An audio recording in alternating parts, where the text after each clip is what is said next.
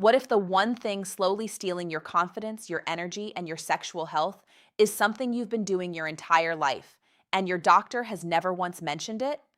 I'm not talking about diet. I'm not talking about exercise. I'm talking about something far more personal.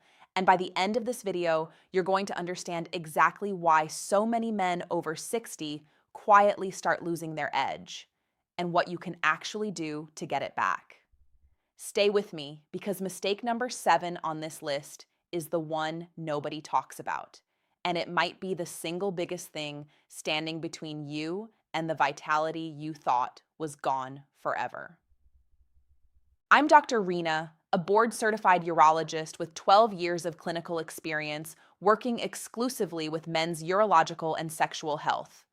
Over those years, I've sat across from thousands of men, men in their 50s, 60s, 70s, and beyond, who walked into my office convinced their best years were behind them.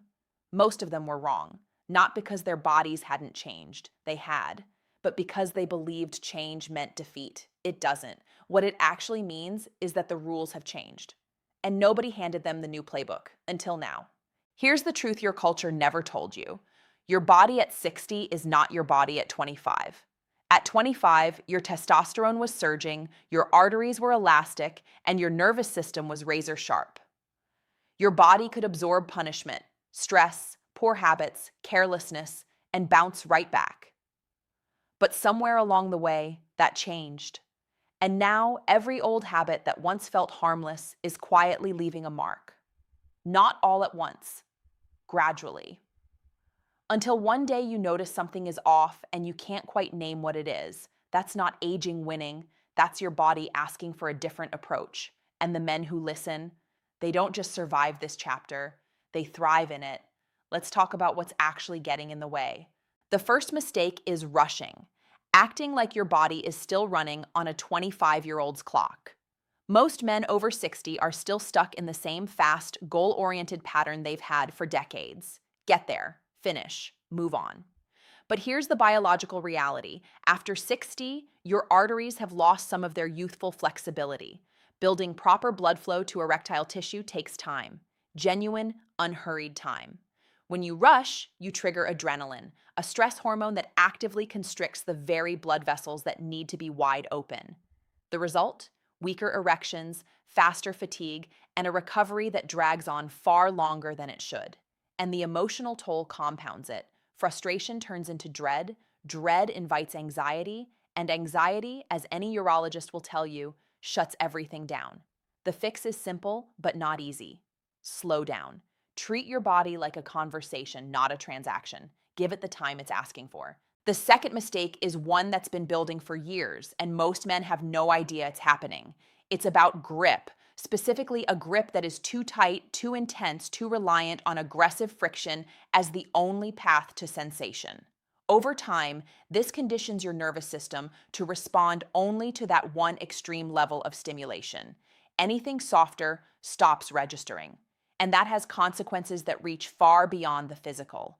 Men begin to notice that a partner's touch no longer feels like enough, not because anything is wrong with their partner, but because their nervous system has been quietly rewired to need something no partner can provide. That creates a kind of invisible distance in relationships that neither person fully understands. The path back is deliberate. Lighten the grip, vary the pressure. You're not just changing a habit, you're giving your nervous system permission to rediscover a whole range of sensation it had forgotten. Men who commit to this often describe getting back sensitivity they'd written off as gone. It wasn't gone. It was buried. The third mistake is treating lubrication like it's optional. After 60, the skin becomes thinner, more delicate, and more vulnerable to cumulative friction damage. Repeated contact without lubrication causes microscopic tissue irritation, triggers low-grade inflammation, and desensitizes the nerve endings that matter most. The men who resist lubrication often do so because it feels like giving something up, like admitting defeat to age. I want to flip that completely. Using lubrication at this stage isn't weakness. It's wisdom. It's treating your body with the same care and intelligence you'd give anything else worth protecting. A water-based lubricant or natural oil reduces friction, improves circulation, and creates a stronger, more sustained physical response. That's not concession, that's strategy. The fourth mistake surprises almost everyone I share it with: posture. Most men have never once considered that how they hold their body directly affects sexual function, but it does significantly. When you hunch forward, you compress the pelvic arteries and place pressure on the pudendal nerve, the primary nerve responsible for sensation and function. It's like pressing your thumb halfway down a garden hose. The water still flows, but at a fraction of its potential.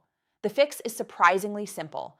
Lie on your back or stand with knees slightly bent and hips open. Let your body's own geometry work in its favor. Breathe into your belly. The shift is immediate. Your posture isn't a minor detail. It's a circulation decision you make every single time. The fifth mistake is one almost no one notices because it's so automatic: holding your breath. Not completely, but not breathing with any intention either. Here's why that matters. Deep, deliberate diaphragmatic breathing triggers the release of nitric oxide throughout the body. Nitric oxide is the molecule responsible for relaxing and widening blood vessels. It is literally the chemical that makes strong, sustained erections biologically possible. Without it, blood vessels stay partially constricted no matter how aroused you feel.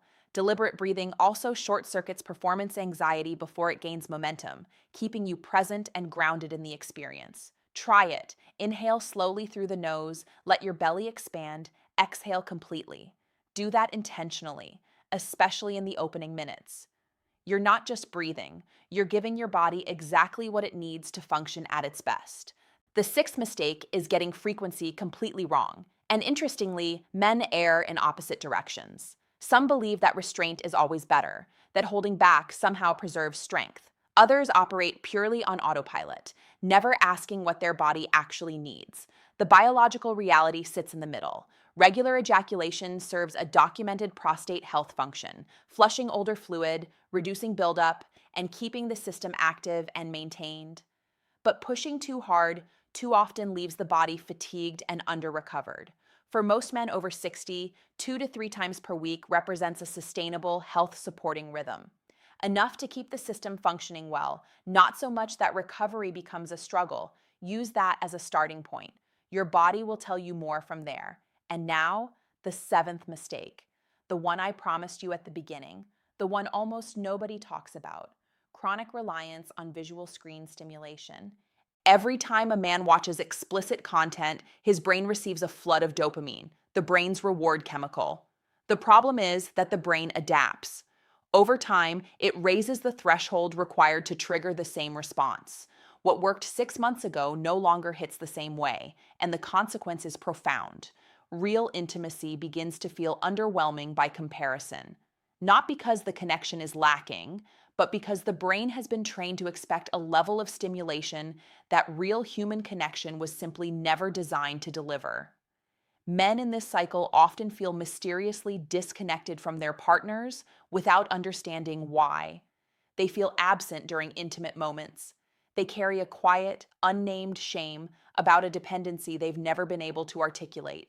And that shame compounds silently, eroding both confidence and connection at the same time. The path forward isn't shame, and it isn't cold turkey. It's a conscious, gradual shift toward presence, toward physical sensation, imagination, and genuine human connection. The brain that learned this pattern can unlearn it. And the men who make that shift consistently describe it as one of the most transformative changes they've ever made to their intimate lives. Real sensation comes back, real connection comes back, and real confidence, the kind that doesn't depend on a screen, follows. Here's the full picture one more time. Give your body the time it needs. Retrain your nervous system with a lighter touch. Use lubrication as intelligent self-care. Adjust your posture and open your circulation.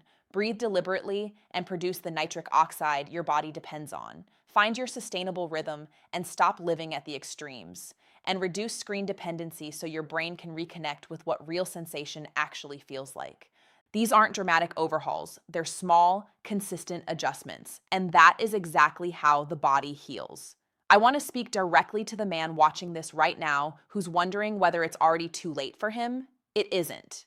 I've sat across from men in their 70s and 80s who made these adjustments and came back different. There was something in their eyes I've learned to recognize. Not just relief, but dignity.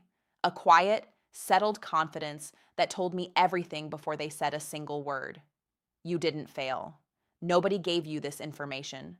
The culture you grew up in treated this subject as either a joke or a taboo, never as the legitimate health conversation it has always deserved to be.